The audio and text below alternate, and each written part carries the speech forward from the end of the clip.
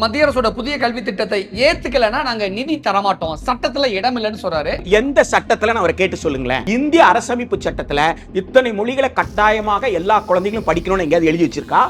மாநில அரசு ஒன்றிய அரசு சொல்வதை தவிர வேற எதுவும் செய்யக்கூடாதுன்னு எழுதி வச்சிருக்கா?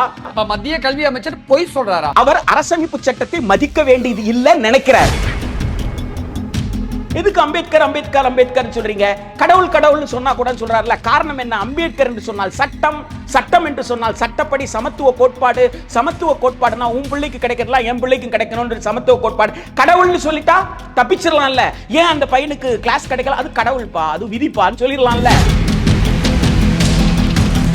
அரை குறை திறன் கொண்ட கூலி தொழிலாளிகளை உருவாக்கி குழந்தை பருவத்திலேயே கொண்டு போய் சந்தை கிட்ட கொடுக்கிற ஏற்பாடு தான் இங்க. அதுக்காக மத்திய அரசு மீது பிஜேபி மீது இப்படி அபாண்டமான குற்றச்சாட்டை சொல்றது எந்த வகையில சார் நியாயம்? அது மத்திய அரசா பிஜேபியான்னு எனக்கு கவலை இல்லை.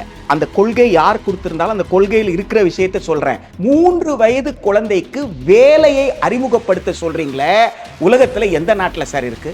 அயோத்திதாச பண்டிதர் நடத்தின போராட்டம் தான், ஐயங்காளி நடத்தின போராட்டம் தான், நாராயணகுரு நடத்தின போராட்டம் தான், தந்தை பெரியாரும் அண்ணல் அம்பேத்கரும் நடத்தின போராட்டம் தான் இன்னைக்கு நாம எல்லாரும் படிக்கிறோம். தொண்டுள்ளம் கொண்டவர்கள் கிட்ட கையேந்தி நீங்க பள்ளிக்கூடத்தை நடத்துங்கன்றீங்க. அதுல என்ன சார் புதுசு இருக்கு? அது காமராஜர் காலத்திலே செஞ்சது தானே சார். சமமான கற்றல் வாய்ப்பை எல்லோருக்கும் கொடுக்கணும்ன்ற கோட்பாடு தான் தமிழ்நாட்டின் கோட்பாடு என்று சொன்னால், அந்த சமமான கற்றல் வாய்ப்பு எல்லோருக்கும் கிடைக்காதுன்னு சொல்லும் பொழுது அதை எப்படி ஏற்றுக்கொள்ள முடியும்ன்றதான் தமிழ்நாட்டினுடைய குரல். கல்வி என்பது வேலைக்கான விஷயம் கிடையாது. கல்வி என்பது அறிவை பெருக்குவது. அறிவை பெருக்கிய பிறகு என் வாழ்வாதாரத்திற்கு தேவையான வேலையை நான் தேடணும். அதை உருவாக்கி கொடுக்க வேண்டியது அரசின் கடமை. அரசு பள்ளிகள் தனியார் மயமாக போகிறது, அப்படிதான் எழுதி வச்சிருக்காங்க சார். அரசு பள்ளிகள் இருக்கக்கூடிய ஏழை மாணவர்கள் 3 மொழி கத்துக்க கூடாதா? கண்ணியமிக்க இஸ்ரோக்கு பயன்படக்கூடிய விஞ்ஞானிகள் படித்த பள்ளிகள் எல்லாமே அரசு பள்ளிகள். இந்த அதிகாரத்தை பயன்படுத்தி ஒருவேளை புதிய கல்விக் கொள்கையை தமிழ்நாட்டில் அமல்படுத்தினால் இதோட விளைவு அடுத்த கட்ட நிலை எப்படி இருக்கும்? ஒரு பல்கலைக்கழகம் கூட அரசு பல்கலைக்கழகமா இருக்காது. என்னுடைய பிள்ளைங்க, என்னுடைய பேர பிள்ளைங்க, உங்க பேர பிள்ளைகளுக்கு கல்லூரி இல்ல சார், பல்கலைக்கழகம் இல்ல சார். என் பிள்ளைக்கு இருக்கும், என் பேர பிள்ளைக்கு இருக்கு. உங்க பிள்ளைக்கு இருக்கக்கூடிய கல்லூரி இன்றைக்கு இருக்கிற பல்கலைக்கழகத்திலேயே பல பாடப்பிரிவுகள் சுயநிதி பாடப்பிரிவு. மாநில அரசு மக்களிடம் பிச்சை எடுக்கணும்னு சொல்றேன். கர்ம வீரர் காமராஜர் செய்யலையா? எனவே நிதி கொடுங்கன்னு மக்கள் கிட்ட கேளுங்க. தமிழ்நாடு அரசு துணிந்து மக்களிடம் வரியை பெற்று கட்டணமில்லா கல்வியை, எல்லோருக்கும் சமமான கல்வியை கொடுக்கிறதுக்கு மாநில அரசு முன்வர வேண்டும். தொட்டு தொடரும் ஒரு பட்டு பாரம்பரியம். ராஜ்மஹால், மதுரை. வணக்கம். இன்றைய நமது சிறப்பு விருந்தினர் கல்வியாளர் பிரின்ஸ் கஜேந்திர பாபு அவர்கள். வணக்கம் சார். வணக்கம். மத்திய அரசு கொண்டு வந்த புதிய கல்வி முறையை ஏத்துக்கலன்னா மத்திய அரசு தரக்கூடிய நிதியை தர முடியாது அப்படின்னு மத்திய கல்வி அமைச்சர் தர்மேந்திர பிரதான் பேசியிருக்காரு. இது சரியா? முதல்ல புதுசுன்னு ஒன்றும் கிடையாது, கல்வியும் கிடையாது. புதியதாக எதையும் சொல்லலை, கல்வியை பற்றியும் பேசலை. ஆனால் அந்த ஆவணத்துக்கு என்ன பேர் வச்சுருக்கீங்கன்னா தேசிய கல்விக் கொள்கை 2020ன்னு சொல்லியிருக்கீங்க. அதை ஏற்றுக்கொள்ளணும்னு சொல்கிறீங்க. கல்வியை பற்றி பேசாத ஒரு கொள்கையை ஏற்றுக்கொள்ளணும்னு எப்படி நீங்கள் சொல்ல முடியும்?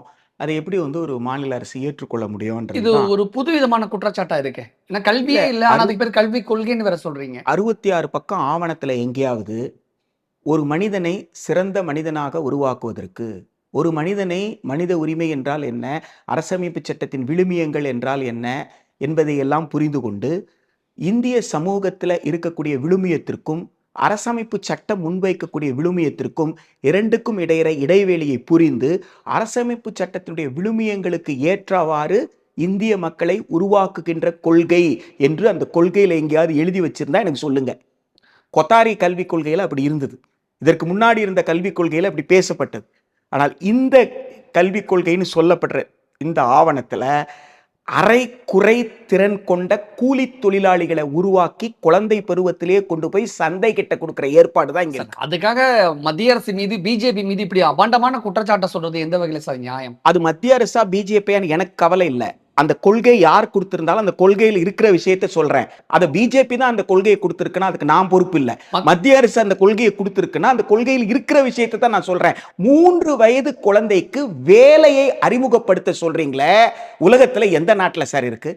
வேலையை 3 வயது குழந்தைக்கு 8ஆம் வகுப்பு முடிக்கிறதுக்குள்ள வேலை திறன் ஒகேஷனல் ஸ்கில்லிங் சர்டிபிகேட் வேணும்னு கேட்குறீங்களே, எப்படி சார்? 14 வயசுக்கு உட்பட்ட ஒரு குழந்தை அது ஏன் சார் வேலை திறன் பெறணும்?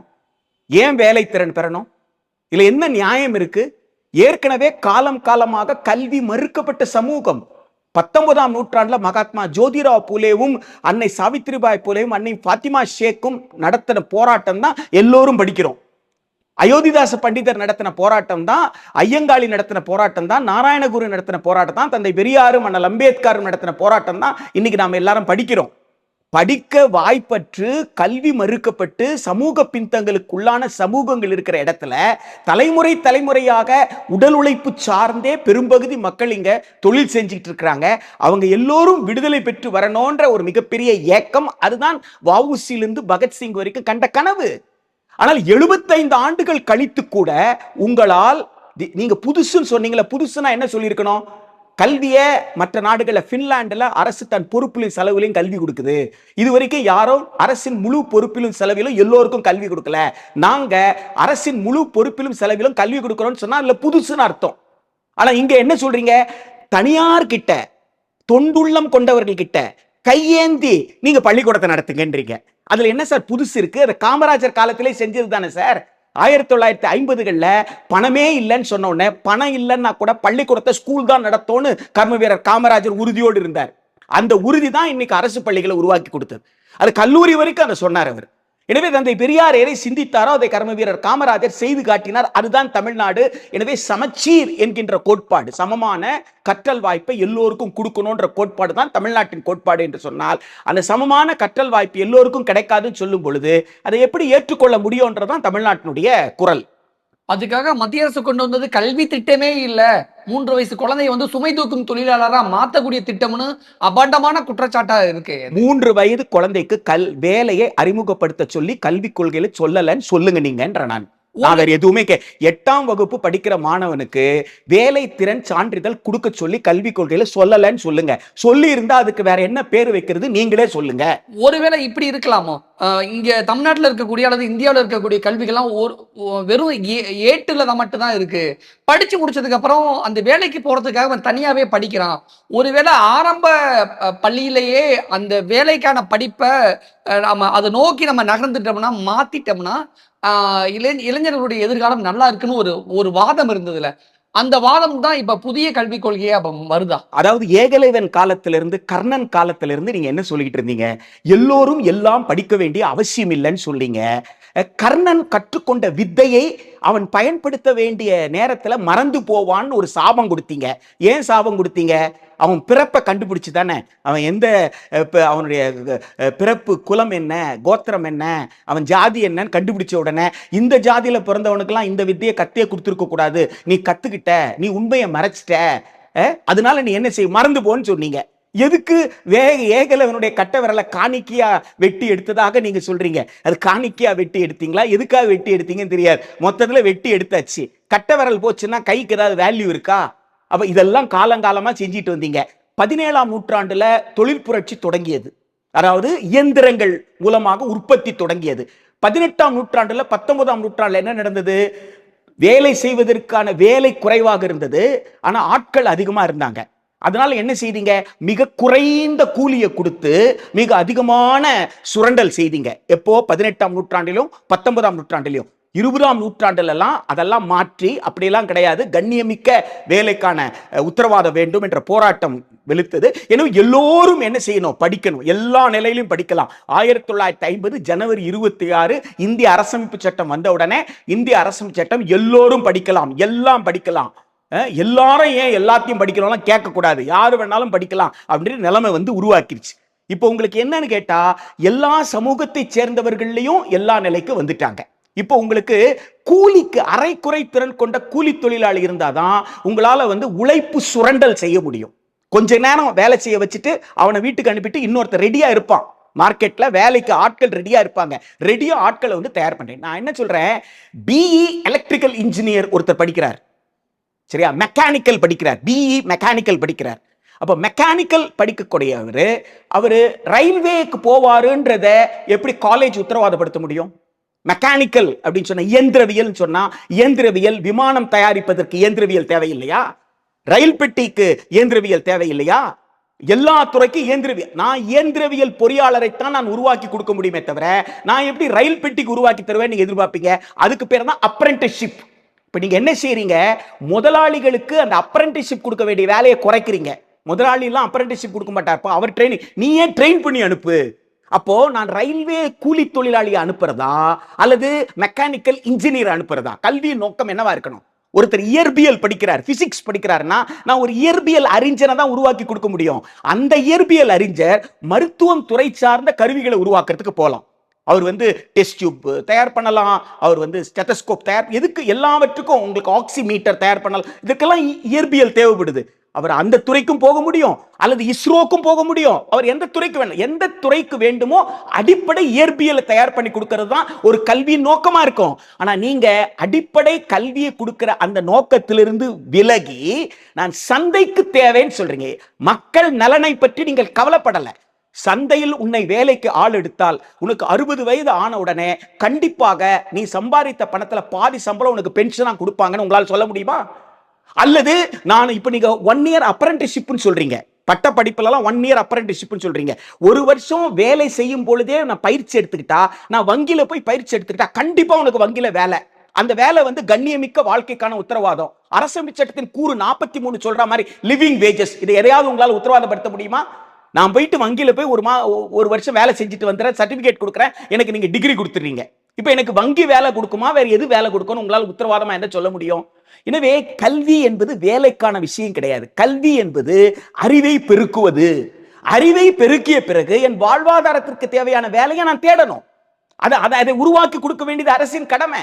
என்னுடைய தேடுதல் எல்லாம் சேர்ந்த விஷயம். ஏன்னா அதையும் கல்வியும் போட்டு நீங்க வந்து சிதைப்பது இருக்கு பாருங்களேன். அது வந்து கொஞ்சம் கொஞ்சமாக கல்வித்துறையிலிருந்து அரசு தன் பொறுப்பை விலகிக் கொள்வதற்கான சூழ்ச்சி என்பதை தவிர வேற எதுவும் இல்லை. மத்திய அரசோட புதிய கல்விக் கொள்கையில நிறைய அடுக்கடுக்கான குற்றச்சாட்டுகளை சொல்றீங்க. இதுல எதெல்லாம் குறையா இருக்கு, எதெல்லாம் நிறைவா இருக்கு அப்படின்னு ஒரு பட்டியல் போட்டுற முடியுமா? நான் என்ன சொல்றேன், உங்க கேமராவை எடுத்துக்கிட்டு நம்ம நேரா தெருவுக்கு போலாம். நடைபாதையில பூ வித்துக்கிட்டு இருக்கிறவங்க இருக்கிறாங்க, வண்டி தள்ளிட்டு இருக்கிறவங்க இருக்கிறாங்க, ஆட்டோ ஓட்டுநர்கள் இப்படி பலர். அவங்க கிட்ட கேட்கலாம், அரசு கிட்ட நீங்க என்ன எதிர்பார்க்கறீங்கன்னு கேட்கலாம். பகத்சிங் என்ன எதிர்பார்த்தாருன்னு கேட்கலாம், வஉசி என்ன எதிர்பார்த்தாருன்னு கேட்கலாம்.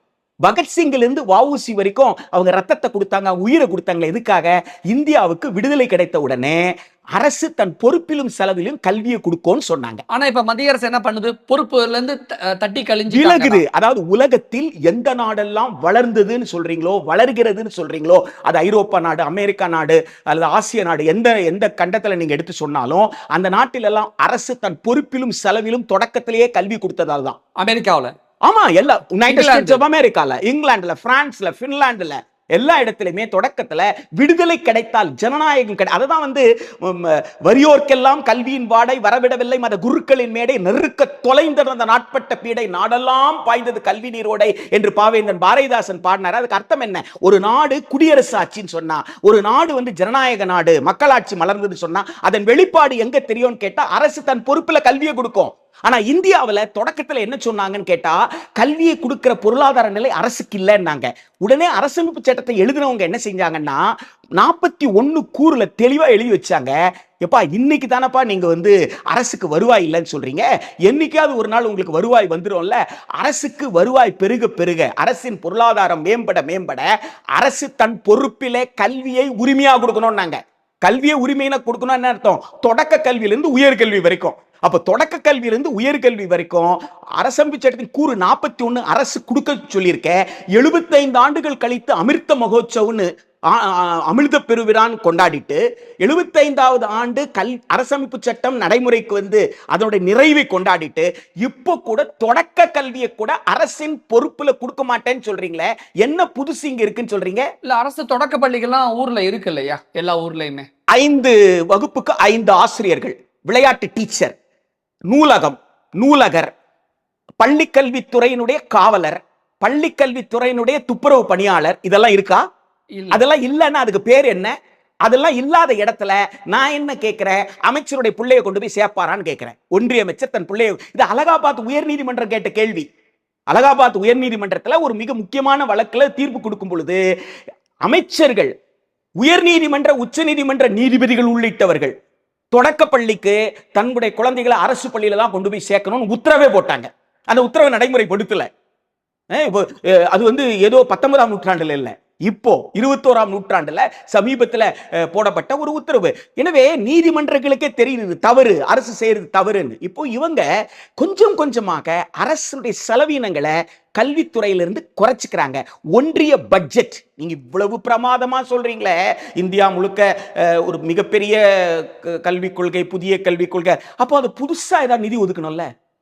இன்னும் நீங்க 3% கூட எட்டலையே.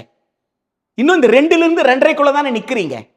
போன வருஷம் ரிவைஸ்டு பட்ஜெட் எஸ்டிமேட்ல சொன்னதை விட இந்த வருஷம் பட்ஜெட் அலோகேஷன் குறைவா இருக்க. போன ஆண்டு நிதிநிலை அறிக்கைக்கு பிறகு நீங்க ரிவைஸ்டு கூடுதலான செலவினங்களுக்காக கூடுதலாக இவ்வளவு செலவாகும்னு சொல்லி ஒரு ரிவைஸ்டு பட்ஜெட் ஒன்று கொடுத்தீங்க. அதுல சொல்லப்பட்ட நிதியை விட இந்த வாட்டி நீங்க குறைவாதான். அப்போ உங்களுடைய சொல் வேறு செயல் வேறா இருக்கா? சொல்லுவதுதான் இது ஆகச் சிறந்தது, இது சொல்வதுதான் நீங்க இது பிரம்மாண்டமானது, புதியது. ஆனா அதுல புதியதும் ஒண்ணும் இல்ல, பிரம்மாண்டமும் ஒண்ணும் இல்ல. அதற்கு தேவையான எந்த நிதியையும் நீங்க ஒதுக்கலன்னு சொல்லும் பொழுது அப்புறம் மக்களை ஏமாற்றுகிறீர்கள். அப்புறம் இந்த அளவுக்கு எதிர்க்கணுமா? புதுசா அதுல ஒண்ணும் இல்ல அப்படின்னா பழைய கல்வி திட்டம் தான் இருக்கு. நாங்க எதிர்க்கலங்க, புதுசா அதை எதிர்க்கணும். நாங்க எதிர்க்கவே இல்லை. எங்க கல்வி நிலையங்கள் நாங்க நடத்திக்கிறோம் தான் சொல்றோம். எங்களுக்கு கல்வி நிலையங்கள் நாங்க நடத்துறதுக்கு துட்டு கொடுக்க முடியாதுன்னு சொல்றதுக்கு நீங்க யாருன்னு தான் கேட்கிறோம். இல்ல, மத்திய கல்வி அமைச்சர் சொல்லும் பொழுது மத்திய அரசோட புதிய கல்வி திட்டத்தை ஏத்துக்கலன்னா நாங்க நிதி தரமாட்டோம், சட்டத்துல இடம் இல்லைன்னு சொல்றாரு. அது எந்த சட்டத்துல நான் அவரை கேட்டு சொல்லுங்களேன். எந்த சட்டத்துல சார்? நீங்க ஒரு சத்தியப்பிரமாணம் எடுத்துக்கிட்டீங்களே திரு தர்மேந்திர பிரதான் அவர்களே, நீங்க அமைச்சராக நாடாளுமன்ற உறுப்பினராக பதவி பிரமாணம் எடுக்கும் பொழுது இந்திய அரசமைப்பு சட்டத்தின்படி நிர்வகிப்பேன்னு எடுத்துப்பீங்க. இந்திய அரசமைப்பு சட்டத்துல இத்தனை மொழிகளை கட்டாயமாக எல்லா குழந்தைகளும் படிக்கணும்னு எங்கேயாவது எழுதி வச்சிருக்கா? மாநில அரசு ஒன்றிய அரசு சொல்வதை தவிர வேற எதுவும் செய்யக்கூடாதுன்னு எழுதி வச்சிருக்கா? கல்வி ஒப்பிசைவு பட்டியல் இருக்கு, சரியா? பல்கலைக்கழகம் மாநில பட்டியல் இருக்கு, ஒன்றிய பட்டியல் இல்ல. இது திரு தர்மேந்திர பிரதானுக்கு தெரியுமா தெரியாதா? மத்திய கல்வி அமைச்சர் பொய் சொல்றாரா? அவருக்கு பொய் சொல்ல வேண்டிய அவசியம் என்ன? அவர் அரசமைப்பு சட்டத்தை மதிக்க வேண்டியது இல்ல நினைக்கிறார். அவருக்கு ராஷ்டிரிய சுயம் சேவக் சங்கம் சொல்றீங்கல்ல, RSS சொல்றீங்கல்ல, RSS உடைய தத்துவம் என்னவோ அதுதான் அவருடைய தத்துவம். RSS உடைய தத்துவம் என்ன? விதினுது. விதி அவ்வளவுதான், முடிஞ்சது. அதான் சொல்றாருல திரு அமித்ஷா நாடாளுமன்றத்துல. எதுக்கு அம்பேத்கர் அம்பேத்கர் அம்பேத்கர் சொல்றீங்க? கடவுள் கடவுள்னு சொன்னா கூட சொல்றாருல. காரணம் என்ன? அம்பேத்கர் என்று சொன்னால் சட்டம், சட்டம் என்று சொன்னால் சட்டப்படி சமத்துவ கோட்பாடு. சமத்துவ கோட்பாடுனா உன் பிள்ளைக்கு கிடைக்கிறதுலாம் என் பிள்ளைக்கும் கிடைக்கணும் சமத்துவ கோட்பாடு. கடவுள்னு சொல்லிட்டா தப்பிச்சிடலாம்ல. ஏன் அந்த பையனுக்கு கிளாஸ் கிடைக்கல? அது கடவுள்பா, அது விதிப்பான்னு சொல்லிடலாம்ல. எனவே கடவுள்னு சொன்னா தான் செய்யற அநியாயத்தை கடவுள் மீது பழியை போட்டு தப்பித்து விடலாம் என்பதற்காக தான் அம்பேத்கர் என்று சொல்லாதே கடவுள் என்று சொல்லு என்று திரு அமித்ஷா சொல்கிறார். ஆக இது எதனுடைய வழிகாட்டுதல்? இது RSS மறுக்கணும்ல. அமித்ஷா சொன்னது தவறுன்னு சொல்லணும்ல. ஏன் சொல்ல மாட்டேங்குது? சொல்லலன்னா என்ன அர்த்தம்? RSS சொல்லி தான் அவர் செய்யறாரு. RSS சொல்லி அவர் செய்யலன்னு சொன்னா ஒரு நாள் அவர் அமைச்சரா இருக்க முடியுமாங்க? ஒரு சித்தாந்தத்தை வச்சிருக்கீங்க, அந்த சித்தாந்தத்துக்கு நேர் எதிராக அவர் செயல்படுறாரு தெரிஞ்சா நீங்க அவர் அமைச்சரா விட்டு வச்சிருக்கீங்கன்னா என்ன அர்த்தம்? அப்ப நீங்க நினைச்சதுதான் அவர் சொல்லி இருக்காருன்னு தெரியுது. ஆக அவர்கள் தெளிவாக இருக்கிறார்கள், இந்திய அரசமைப்பு சட்டத்தை மதிப்பது இல்லைன்னு. இந்திய அரசமைப்பு சட்டத்தை மதிப்பதாக இருந்தால் கூட்டாட்சி தத்துவத்தின் அடிப்படையில் மாநிலத்திற்கு இருக்க உரிமை மேல கை வைக்க முடியாது. சமகர சிக்ஷான்றது ஒருங்கிணைந்த கல்வி. ஒருங்கிணைந்த கல்வியில 1ஆம் கிளாஸ்ல இருந்து 8ஆம் கிளாஸ் உட்பட்டது. 1ஆம் கிளாஸ்ல இருந்து 12ஆம் கிளாஸ் வரைக்கும், 1ஆம் கிளாஸ்ல இருந்து 8ஆம் கிளாஸ் வரைக்கும் அடிப்படை உரிமைன்னு எழுதி வச்சிருக்கீங்க. அடிப்படை உரிமைன்னு எழுதி வச்சுட்டு அந்த கல்வியை கொடுக்கறதுக்கான நிதியை கொடுக்க மாட்டேன்னா என்ன அர்த்தம்? கல்வி என்ன அர்த்தம்? என்ன அர்த்தம்? கல்வியை மறுக்கிறேன்னு அர்த்தம். நான் சொல்றது நீ கேளுன்னு அர்த்தம். சட்டப்படி நான் செய்ய முடியாது, அதனால மிரட்டி பணிய வைக்கிறேன்னு சொல்றாங்க. ஆனா மத்திய அரசுக்கு அந்த அதிகாரம் இருக்கா? தமிழக அரசு மிரட்டுவது என்பது சட்டத்துக்கு உட்படாதவர்கள் எல்லோரும் செய்யும் செயலுக்கு பேர் தான் மிரட்டுதல். அப்ப மத்திய அரசு தமிழ்நாடு அரசை பிளாக்மெயில் பண்ணுதா? மிரட்டுது. அகங்காரம், ஆணவம். நான் சொல்றதை செய் என்ற ஆணவம். அப்போ இந்த ஆணவம் மக்களுக்கு புரியணும். நான் வரி கட்டுறல்ல, என் வரியில ஒன்றிய அரசுக்கு ஒரு பங்கு போகுது, மாநில அரசுக்கு ஒரு பங்கு போகுது. ஒன்றிய அரசுக்கு போற பங்கு என்ன செய்யணும்? நீங்க ஒன்றிய அரசுக்கு போற பங்கை பங்கிட்டு கொடுக்கணும், எல்லா மாநிலத்துக்கும் பங்கிட்டு கொடுக்கணும். நான் எதுக்கு வரி ஆயுதம் வாங்குறதுக்கு நான் வரி கொடுக்குறேன்? அடுத்த நாட்டுக்கிட்ட சண்டை போடு, அதுக்கு துப்பாக்கி வாங்க நான் வரி கொடுக்குறேன். நான் வரி கட்டுறது எதுக்காக? நான் வரி கட்டுறது என் பிள்ளைக்கான படிப்புக்காக, நான் வரி கட்டுறது என் பிள்ளைக்கான மருத்துவத்திற்காக இல்லையா? ஒரு பாதுகாப்புக்காக ஒரு அளவு தான் நீங்க நிதி செலவு பண்ண முடியுமே தவிர ஒட்டுமொத்த நிதியும் போயிட்டு ஆயுதம் வாங்குறதுக்காக செலவு பண்ணுவீங்க. ஒட்டுமொத்த நிதியும் வெவ்வேறு விஷயத்துக்கு செலவு பண்ணிட்டு நீங்க கல்விக்கான செலவை குறைச்சிக்கிட்டே வந்தீங்கன்னா எப்படி நியாயம்னு தான் நாங்க கேட்கிறோம். கல்விக்கான 6% நீங்க சொல்லக்கூடிய அந்த கல்விக் கொள்கையில் எழுதி வச்சிருக்கீங்க 6%. எப்போ ஆட்சிக்கு வந்தார்? 2014 வந்தாரு. 2020 இந்த கொள்கை அனௌன்ஸ் பண்றாரு. இன்னைக்கு தேதி என்ன? 2025. 5 வருஷம் ஆச்சு கொள்கை அனௌன்ஸ் பண்ணி. 5 வருஷம் ஆச்சு.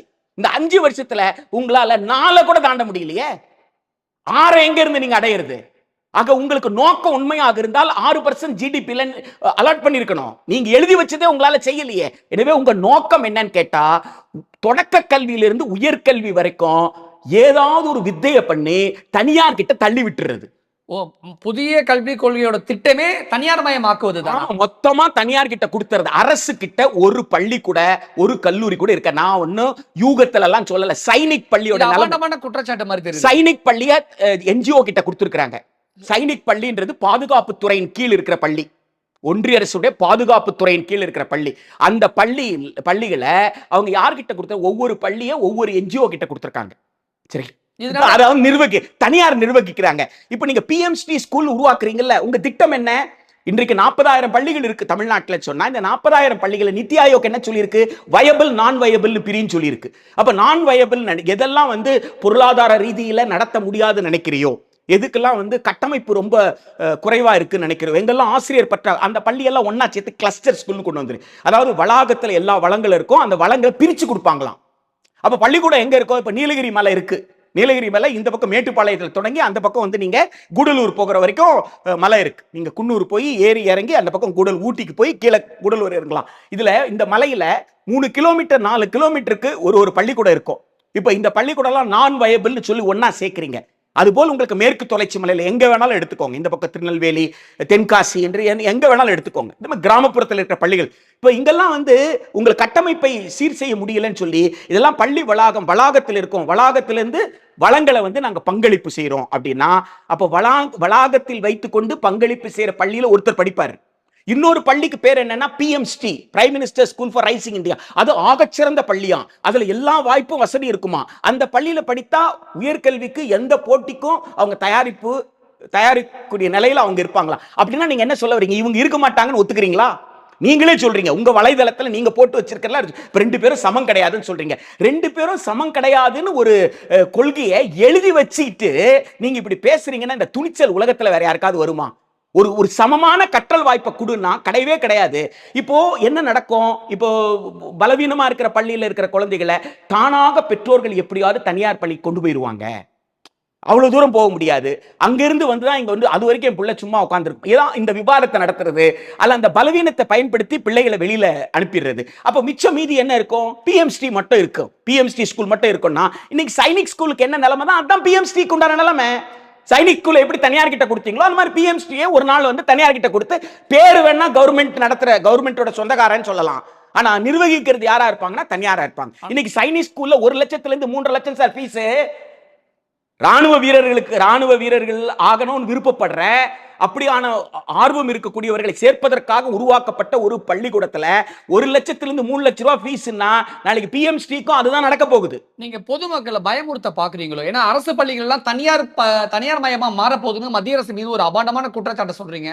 பொதுமக்கள் பயங்கர, அதாவது நீங்க எழுதி வச்சு நினைச்சிட மாட்டாங்க. நீங்க வெள்ளை பேப்பர்ல கருப்புல எழுதி வச்சிருக்கிறத வாசிச்சு மக்களுக்கு சொன்னா பயமுறுத்துறதுன்னா அதுக்கு நான் என்ன செய்யறது? நீங்க எழுதி வைக்க நான் எழுதி வைக்கலன்னு சொல்லுங்க, அதுக்கான அர்த்தத்தை சொல்லுங்க. நான் கையில வச்சுக்கிட்டு தான் அரசு பள்ளிகள் எல்லாம் தனியார் மயமாக போகிறதா? அப்படிதான் எழுதி வச்சிருக்காங்க சார். மத்திய அரசு மொத்த பணமும் நாங்க செலவு செய்ய மாட்டோம், நீங்க பிலாந்திரபிஸ்ட் கிட்ட தான் கையேந்தி தான் உன் புள்ள படிக்கணும்னு எழுதி வச்சிருக்கான். இல்லன்னு சொல்லுங்க. இல்லன்னு 66 பக்கம் ஆவணத்தை கையில எடுத்து நான் காட்டுறேன் அதுல எங்க எழுதி வச்சிருக்காங்கன்ட்டு. நீங்க சொல்லுங்க அப்படி எழுதி வைக்கலன்ட்டு. ஆனா பிஜேபி என்ன சொல்றாங்கன்னா, தமிழ்நாட்டில் இருக்கக்கூடிய அரசியல் தலைவர்கள் நடத்தக்கூடிய எல்லா தனியார் பள்ளிகளையும் இந்தி இருக்குல்ல, அத்துணை தனியார் பள்ளிகளும் நாளைக்கு அரசுடைமையாக்கு. யாரு வேண்டான்னு சொன்னது? அத்துணை உங்களுக்கு திமுக காரர்கள் அத்துணை பேரும் தனியார் பள்ளிகள் நடத்துறாங்களா? நீங்க அத்துணை தனியார் பள்ளிகளும் அரசு கையகப்படுத்துன்னு சொல்றேன். அரசுடைமையாக்கு, அதுக்கான நிதியை ஒன்றிய அரசு ஒதுக்க சொல்றேன். ஏன் திமுக காரனை ஸ்கூல் நடத்த விடுறீங்க நான் கேட்கிறேன். எதுக்கு நடத்த விடுறீங்க? அது பாஜகவா இருக்கட்டும், அதிமுக ஆகட்டும், திமுக ஆகட்டும், காங்கிரஸ் ஆகட்டும், எந்த கட்சிக்காரங்களாகட்டும், எல்லாரும் ஓட்டு போடுறவங்க ஒரு கட்சியில் இருப்பான். அதனால யாரு என்ன கட்சின்றத பத்தி பிரச்சனை இல்லை. தனியார் பள்ளிக்கூடம் நடத்தினால் இந்தியாவில் அனுமதி இல்லை. சொல்லுங்க சார். சொல்றதுல உங்களுக்கு என்ன கஷ்டம் நான் கேட்கிறேன். அதை சொல்ல வக்கில்ல உங்களுக்கு. அவன் பள்ளிக்கூடம் நடத்துறான், அவன் ஏன் பள்ளிக்கூடம் நடத்துறான்? அவன் பள்ளிக்கூடம் நடத்தக்கூடாதுன்னு நான் சொல்றேன். அதுதான் பகத்சிங்குடைய தியாகத்திற்கான நேர்மை. என்னன்னு கேட்டா, பகத்சிங் செய்யற தியாகத்திற்கு நான் நல்லது செய்யணும்னு நினைச்சா அரசின் பொறுப்பில் கல்வியை கொடுக்கணும். அரசின் பொறுப்பில் கல்வி கொடுக்க யோகிதை கிடையாது. ஒருத்தன் கொள்ளை அடிச்சிட்டு இருக்கிறான், அவன் கொள்ளை அடிக்கிறான், அவன் ஸ்கூல்ல போய் படிக்கிறான் ஏன் சொல்றீங்க? ஒரு தப்பைய ஒரு முன்னுதாரணமா காட்டுறீங்க, தவறை முன்னுதாரணமா காட்டாதீங்க. யார் பள்ளி நடத்தினாலும் அரசுடைமையாக்குங்க. அரசுடைமையாக்கி அரசின் பொறுப்பிலும் செலவிலும் கல்வியை கொடுங்க. காமராஜர் காலத்தில் அரசின் பொறுப்பில் செலவிலும் கல்வி கொடுக்க முடிஞ்சதா? அப்ப உங்க காலத்துல கொடுக்க முடியல என்ன அர்த்தம்? உங்களுக்கு நிர்வாக திறமை இல்லைன்னு அர்த்தம். காமராஜருக்கு நிர்வாக திறமை இருந்ததுன்னு அர்த்தம். எனவே நிர்வாக திறமை இல்லைன்னா ஆட்சி விட்டு வெளில போங்க சார். நிர்வாக திறமை இருக்கிறவன் நாங்க தேர்ந்தெடுத்துக்கிறோம். எனக்கு நிர்வாக திறமை இருக்கு, நான் நல்லது செய்யறேன் அப்படின்னு சொல்லி விஸ்வகுருன்னு சொல்லிட்டு ஏன் பின்லாந்துல ஃப்ரீயா கொடுக்குறான், உன் நாட்டுல ஃப்ரீயா கொடுக்க முடியல, உனக்கு எப்படியா விஸ்வகுருன்னு பின்லாந்துக்காரன் கிண்டல் பண்ண மாட்டான்? வெக்கமே கிடையாதா சொல்றதுக்கு? பிஜேபி திரும்ப திரும்ப சொல்லக்கூடிய ஒரே குற்றச்சாட்டு, தனியார் பள்ளிகள்ல இந்தி இருக்கும் பொழுது 3 மொழிகள் கற்பிக்க திறமை இருக்கும் பொழுது தனியார் பள்ளிகள், அரசு பள்ளிகள் இருக்கக்கூடிய ஏழை மாணவர்கள் 3 மொழி கத்துக்க கூடாதா? இது அபத்தமா தெரியலன்னு பிஜேபி. நானும் திருப்பி கேட்கிறேன், 3 மொழி கத்துக்கிற பள்ளியில் இருந்து ஒலிம்பிக் கோல்ட் மெடல் வாங்குற அத்லெட்டிக் வீரனை உருவாக்க முடியல. அது தெரியலையா உங்களுக்கு? ஆக மாணவர்களை சித்திரவதை செய்வது மட்டுமே தொழிலாக கொண்ட சில பேர் நடத்துற பள்ளிகளை முன்னுதாரணமா காட்டினீங்கன்னா உங்களால் ஒலிம்பிக் வீரர்களை உருவாக்க முடியாது. கண்ணியமிக்க இஸ்ரோக்கு பயன்படக்கூடிய விஞ்ஞானிகள் படித்த பள்ளிகள் எல்லாமே அரசு பள்ளிகள், அந்தந்த மக்களுடைய தாய்மொழியில படித்தவங்க. எனவே தவறான முன்னுதாரணத்தை காட்டி மக்களை திசை திருப்புற வேலையை நீங்க செய்றீங்க. தமிழ்நாட்டில் இருக்கக்கூடிய ஏழை மாணவர்கள் இந்தி படிப்பதையோ அல்லது 3வது ஒரு மொழி படிப்பதையோ தமிழக அரசு தடுக்க நினைக்குது அப்படிங்கிற குற்றச்சாட்டை பிஜேபி முன்வைக்குது. அதாவது மக்கள் படிக்கணும்னு நினைக்கிறாங்க, ஒரு அரசோ ஒரு கட்சியோ தடுக்குதுன்னா அந்த அரசை எதிர்த்து மக்கள் போராடுவாங்க, அந்த கட்சியை எதிர்த்து மக்கள் போராடுவாங்க. எப்படி ஒரு பொய்ய 100 முறை சொன்னீங்கன்னா அது உண்மையாயிடும்ன்ற தைரியம் உங்களை தவிர வேற யாருக்கு இருக்கிறதுக்கு வாய்ப்பே கிடையாது சார். எவ்வளவு தைரியம்! அதாவது இயல்பாக ஒரு கற்றல் மொழி. பிரான்ஸ்ல எத்தனை மொழி சார் கற்கணும்? ஒரே மொழி தான். அப்புறம் பிரெஞ்சு. அப்புறம் என்ன உங்களுக்கு கஷ்டம்? ஜெர்மனில எத்தனை மொழி கற்கணும்? ஒரே மொழி. ஒரு குழந்தை பருவத்துல தாய்மொழி அல்லது சூழலியல் மொழி, தாய்மொழி அல்லது சூழலியல் மொழி, இந்த மொழியில தான் ஒரு குழந்தை கற்கணும்.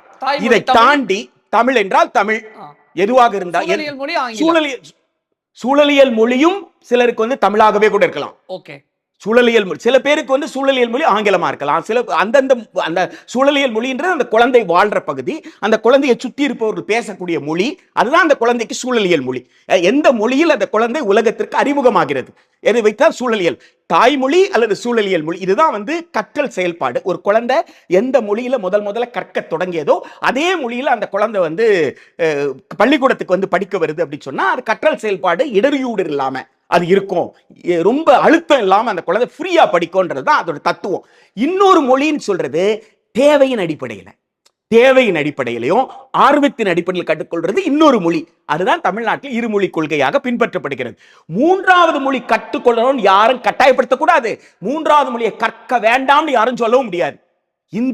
இங்க தியாகராய நகர்ல இந்தி பிரச்சார சபால ஆண்டுக்காண்டு பல லட்சம் மக்கள் இந்தி கத்துக்கிட்டு இருக்கிறாங்க. சரியா? பிராத்மிக்ல தொடங்கி உங்களுக்கு தொடக்க ஹிந்தி தொடங்கி உங்களுக்கு ராஷ்டிர பாஷா வரைக்கும் MA வரைக்கும் ஹிந்தியில படிக்கலாம். ஹிந்தி டீச்சர் ஆகிறதுக்கு படிக்கலாம்.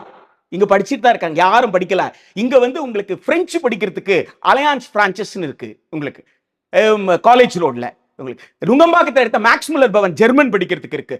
சான்ஸ்கிரிட் ஸ்கூல்ஸ் இருக்கு. இங்க உங்களுக்கு எந்த மொழி, தமிழ்நாட்டில் எந்த மொழியை யார் விருப்பப்பட்டாலும் படிக்கிறதுக்கான எல்லா வாய்ப்பும் வசதியும் இருக்கிறதுனால ஏழை மாணவன் ஹிந்தி கற்றுக்கொள்ள கூடாதா? ஒரு ஏழை ஹிந்தி பிரச்சார சபால எத்தனை லட்சம் சார் கட்டணும்? ஹிந்தி பிரச்சார சபாக்கு எவ்வளவு லட்சம் சார் கட்டணும்? எனக்கு தெரியல, ஒன்னும் கட்ட வேண்டியதில்லை. ஏழை மாணவன் படிக்கிறதுக்கு தான் மகாத்மா இங்கதான் இருக்குது, போய் கேளுங்க. ஏழை மாணவர் படிக்கிறது. அப்ப ஒன்றிய அரசு என்ன செய்யணும்? அதுல வாங்குற 10 ரூபாய் 20 கூட வாங்கக்கூடாதுன்னு சொல்லிட்டு போங்க. ஏழை மக்கள் படிக்கணும்னு ஆசைப்பட்டா அது 1 ரூபா கூட துட்டு இல்லாம நடத்திட்டு போங்க. யாரு வேண்டாம்னு சொன்னது? கல்வியை வச்சு தமிழ்நாட்டில் பிஜேபி அரசியல் பண்ணுறது ஒரு பகிரங்கமான குற்றச்சாட்டை சொல்றீங்களே, இதனால இந்த புதிய கல்விக் கொள்கையில பிஜேபிக்கு என்ன லாபம் இருக்கு சார்? கல்வி மறுத்தல் என்பதுதான் சார் அரசியல்.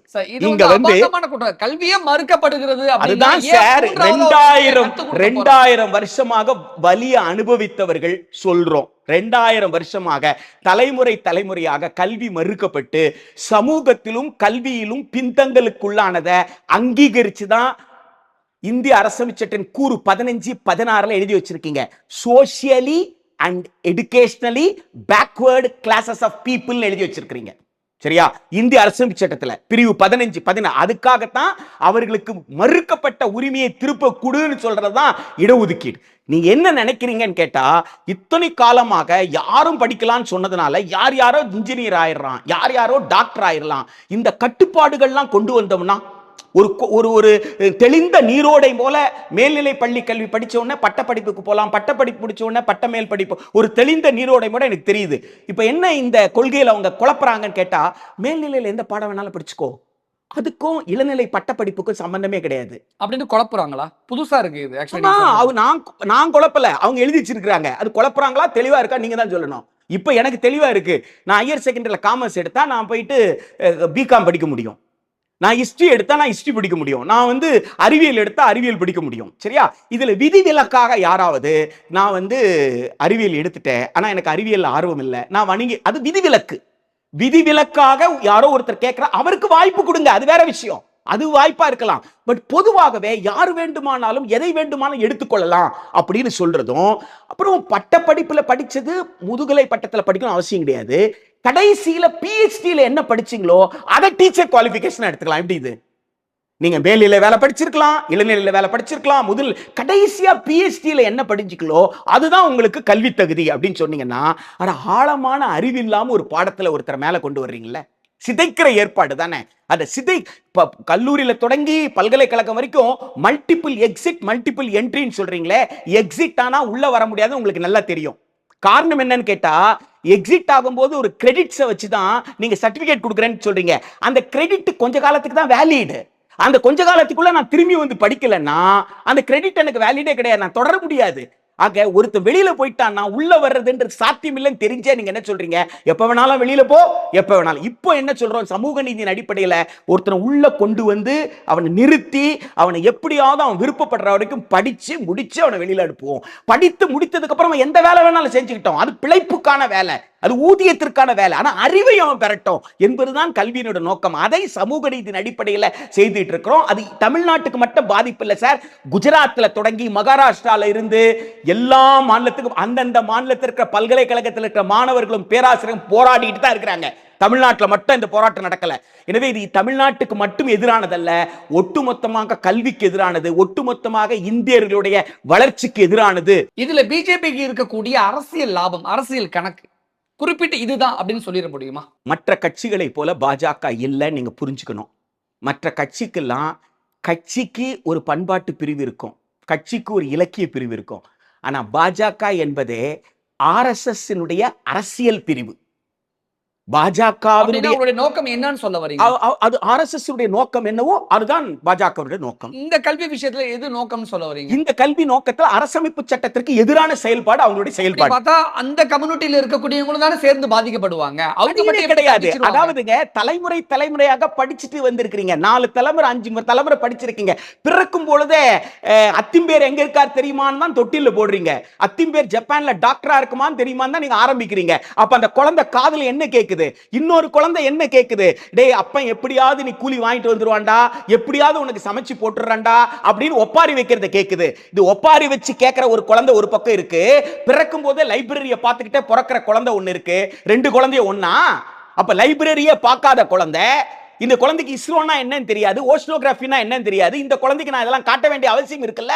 அப்ப இந்த 2 குழந்தைகளை எந்த குழந்தை போட்டி சமமா போட்டி வச்சா எந்த குழந்தை மேலுக்கு வரும்? ஆனா புதிய கல்விக் கொள்கையை பொறுத்த வரைக்கும் 2 குழந்தைகளுக்கு பொதுவானது, சமமானது தானே அவங்க சொல்றாங்க. பொதுவாக சமமாகன்னு போட்டி போட விட்டு வாய்ப்பும் வசதியும் தலைமுறையா ஒரு சாராருக்கு இருக்கு, மற்றவர்களுக்கு இல்லைன்னு சொல்லும் போது யாருக்கு முன்னேறக்கூடிய வாய்ப்பு அதிகமா இருக்கும் நீங்க தான் சொல்லணும். பொருளாதார இருக்காங்களோ அவங்க முன்னேறி, அவ்வளவுதான். தேடி கண்டுபிடிச்சல சார். ஏகல என்ன உங்க கிட்ட வந்தா நின்னா நீங்க தானே தேடிட்டு போனீங்க காட்டுக்குள்ள, தேடி கண்டுபிடிச்சு அர்ஜுனனுக்கு சமமா ஒருத்தன் வில் அடிக்கிறான யாரும் கண்டுபிடிச்சு கொண்டு வந்தீங்களா இல்லையா? அப்படி இப்ப திரும்பவும் கண்டுபிடிச்சு கட்ட விரல வெற்ற வேலையை தான் நீங்க செய்றீங்க. ஏற்கனவே எப்படியோ படிச்சிடறாங்களே. ஏகலவன் தானா தானே படிச்சான், உங்களை பார்த்து படிச்சானா? நீங்களா எழுதுற புராணத்துல உங்களை பார்த்து படிச்சான்னு சொல்றீங்க.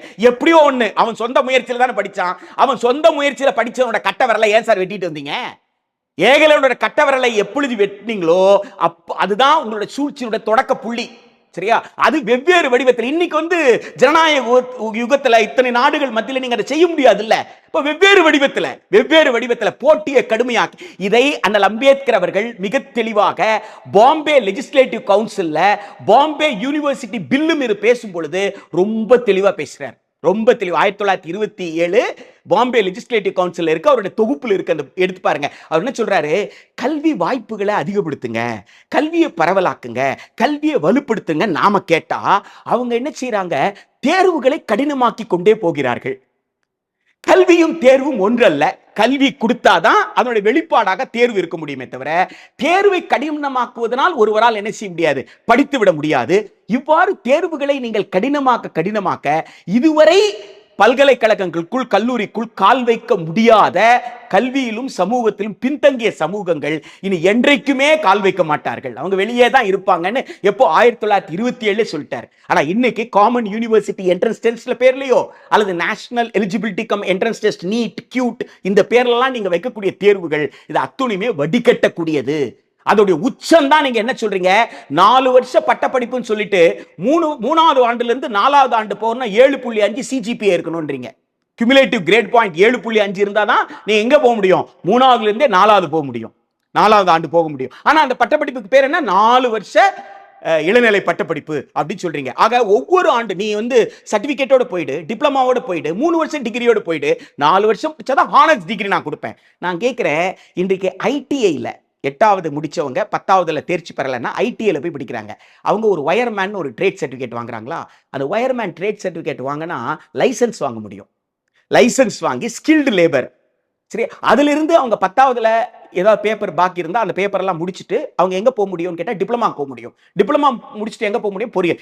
இந்த ஐடிஐல வாங்குற ட்ரேட் சர்டிபிகேட் இருக்குல்ல, அந்த ட்ரேட் சர்டிபிகேட்டும் நீங்க பிஏ, பிஎஸ்சி, பிகாம் முடிச்ச உடனே 1 வருஷத்துல வெளியில போனா ஒரு சர்டிபிகேட் தரேன்னு சொல்றீங்களே, அந்த சர்டிபிகேட் இது ஒண்ணா சார்? பிஏல 1 வருஷத்துல முடிச்சிட்டு வர சர்டிபிகேட்டை வச்சு நான் என்ன ட்ரேட் சார் பண்ண முடியும்? 2 வருஷம் முடிச்சா டிப்ளமான்னு சொல்றீங்களா? இன்னைக்கு பாலிடெக்னிக்ல டிப்ளமா கொடுக்குறாங்களா? பாலிடெக்னிக் டிப்ளமானா அது ஸ்கில்டு லேபரா? நீங்க வேலைக்கும் போகலாம், ஒரு திறன் பெற்ற ஒரு தொழிலாளியாக நீங்க போக முடியும், அல்லது நீங்க மேற்படிப்புக்கும் பொறியியல் போய் படிக்கிறதுக்கான வாய்ப்பு இருக்கா?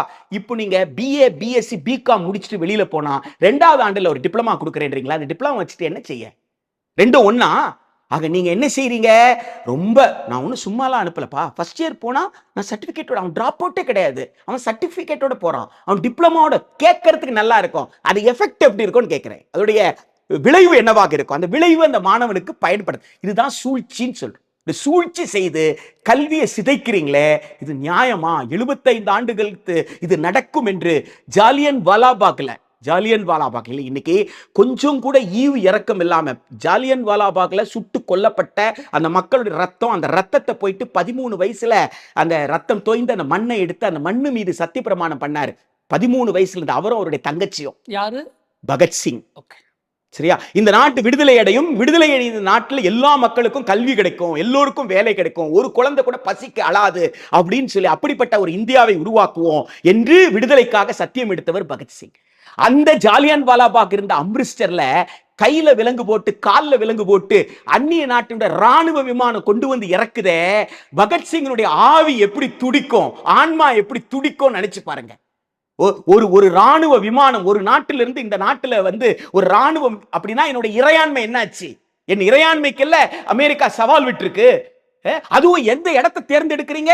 பகத்சிங்கனுடைய பூமி அம்ரிஸ்டர், ஜாலியன் வாலாபாக் இருக்கக்கூடிய அம்ரிஸ்டரை நீங்க தேர்ந்தெடுக்கிறீங்கன்னா இதை விட நெஞ்செழுத்தம் வேற என்ன சார் உங்களுக்கு வேண்டும்? இந்த கொடுமை, இதையெல்லாம் சிந்திப்பதற்கு கல்வி. நான் கல்வியை கொடுக்காம கூலிக்கு வேலை செய்யற அந்த திறனை கொடுத்துட்டா வேலைன்னு ஓடுவீங்களா? இதை பத்தி எல்லாம் சிந்திக்க மாட்டீங்களா?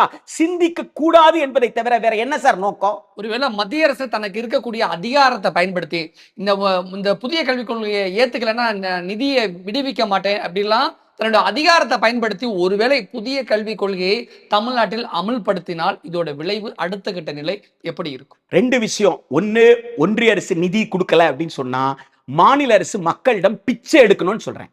உண்டி எடு. கர்ம வீரர் காமராஜர் செய்யலையா? போய் எல்லோர்கிட்ட துட்டு கேட்கலையா? கேளுங்க. நீங்க கட்டுற வரி பணத்துல, ஒன்றிய அரசுக்கு போற வரி பணத்துல மாநிலத்துக்கு பிரிச்சு கொடுக்க வேண்டிய பணத்தை கொடுக்க மாட்டேன்றாங்க. எனவே நிதி கொடுங்கன்னு மக்கள் கிட்ட கேளுங்க. மக்களை கோவிட் காலத்துல கேட்கலையா? நீங்க வரி தான் போட முடியாது, மாநில அரசு வரி போட முடியாது. ஆனா மாநில அரசு கிட்ட மாநில பள்ளிகளை காப்பதற்கு நிதி கொடுங்கன்னு கேட்டா மக்கள். எனவே தமிழ்நாடு அரசு துணிந்து மக்களிடம் வரியை பெற்று கட்டணமில்லா கல்வியை, எல்லோருக்கும் சமமான கல்வியை கொடுக்கிறதுக்கு மாநில அரசு முன்வர வேண்டும். இதையும் தாண்டி ஒன்றிய அரசு நான் நினைத்ததை செய்வேன். இப்ப தமிழ்நாட்டில் செய்யல, குஜராத்ல செஞ்சிடறாங்க, மகாராஷ்டிரால செய்யறாங்க, அங்கெல்லாம் ஆந்திரால செய்யறாங்க. என்ன நடக்கு? கேரளால கூட செய்ய முடியாது, அதுக்கு வலுவான எதிர்ப்பு இருக்கு. எங்கெல்லாம் செய்யணும்னு நினைக்கிறாங்க செஞ்சிட்டாங்கன்னா ஒரு கல்லூரி கூட, ஒரு பல்கலைக்கழகம் கூட அரசு பல்கலைக்கழகமா இருக்காது. வேற எப்படி இருக்கும்? தனியார் நடத்துவாங்க. வாய்ப்பு இருந்தா படிச்சுக்கோ, வாய்ப்பு இல்லைன்னா இல்ல. அதாவது திக்விஜய் சிங் மத்திய பிரதேஷ் மாநிலத்தினுடைய முதலமைச்சராக இருந்தவர். அவர் நாடாளுமன்ற கல்வி நிலைக்குழுவின் தலைவராக இருக்கிறார். இப்போ draft higher education commission of India bill வந்து எழுதிட்டு இருக்காங்க. அந்த மசோதா குறித்து இப்போ 2-3 நாட்களுக்கு முன்னாடி அவர் பேசுறாரு. இந்த மசோதா மட்டும் நிறைவேறிவிட்டால் கிராமப்புறத்தில் இருக்கிற ஒரு அரசு கல்லூரி கூட பிழைக்காதுன்னு சொல்றாரு. ஒரு கல்லூரி கூட இருக்காது. தனியார் மயமா போயிடும். ஆமா, அரசு கல்லூரி போயிடும். அரசு கல்லூரி போனா அந்த இடத்தை யார் ஆக்குபை பண்ணுவாங்க? தனியார் தான் ஆக்குபை பண்ணுவாங்க. இதெல்லாம் எத்தனை வருஷத்துல நடக்கும்னு நினைக்கிறீங்க?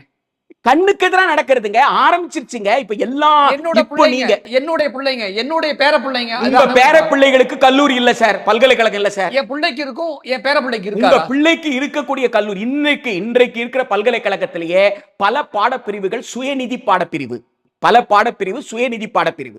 இன்றைக்கு இருக்கிற பல்கலைக்கழகங்கள்ல, இன்னைக்கு இருக்கிற கல்லூரியில வேலை செய்யற பேராசிரியர், PhD படிச்ச பேராசிரியருக்கு கல்லூரியில 25,000, பல்கலைக்கழகத்துல வெறும் 30,000. இதுதான் சம்பளம்.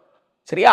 அதை விட குறைவுதான் பள்ளி ஆசிரியருக்கு. எல்லாமே கான்ட்ராக்ட் டீச்சர்ஸ் தான் அப்பாயிண்ட். உங்க கண்ணுக்கு எதிராக பார்த்துட்டு இருக்கீங்க, உங்க கண்ணுக்கு எதிராக. அப்ப இந்த அழிவு எப்படி போகும்னு புரியாதா உங்களுக்கு? அப்ப இந்த கல்வி போதிப்பதையே அழிக்கக்கூடிய ஒரு சூழலா இது. ஆமா, அதனாலதான் சொல்றோம் அடுத்த தலைமுறைக்கு கல்வி இல்லாமல் போகும். நாங்க கேட்கறதெல்லாம் என்ன? ஒரே வார்த்தையில முடிச்சிட்டு போங்கமே, கற்றல் செயல்பாடு சமமாக இருக்கும். கல்விக்கு இவ்வளவு பணம் ஒதுக்கி இருக்கும், ஒதுக்குங்க, கல்வியை ஒதுக்குங்க. அரசின் பொறுப்பிலும் செலவிலும் கல்வி சொல்லுங்களேன். உங்களை யார் தடுத்தாங்க? அதுதானே கேட்கிறோம். அது எந்த கட்சி சொன்னா எங்களுக்கு என்ன? எந்த கட்சி சொன்னாலும் அதை வரவேற்க தானே போறோம். அது ஏன் சொல்ல மாட்டேன்றீங்க? சொல்லுவதற்கு உங்களுக்கு எது தடையா இருக்கு? நிதி தடையா இருக்கா? வரி பத்தலையா? பேசுங்க. எதுக்காக உங்களால அரசினால் கல்வியை கொடுக்க முடியாது, முழுசா கொடுக்க முடியாது?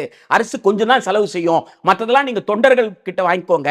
கார்ப்பரேட் சோசியல் ரெஸ்பான்சிபிலிட்டி, கார்ப்பரேட்டுக்கு வரியை போட்டு வரியை வசூல் பண்ணி எனக்கு கூட கார்ப்பரேட் சோசியல் ரெஸ்பான்சிபிலிட்டி, தனியார் நிறுவனங்களுடைய சமூக கடமைன்னு சொல்றீங்களே, அப்படியே என்ன அர்த்தம்? அவங்க கிட்ட உபரியா துட்டு இருக்குன்னு அர்த்தம். அப்ப உபரியா துட்டு இருக்குன்னா அவங்களுக்கு வரி போடுங்க, உபரியை நீங்க வாங்குங்க, வாங்கி அந்த துட்டில் நீங்க செலவு பண்ணுங்க.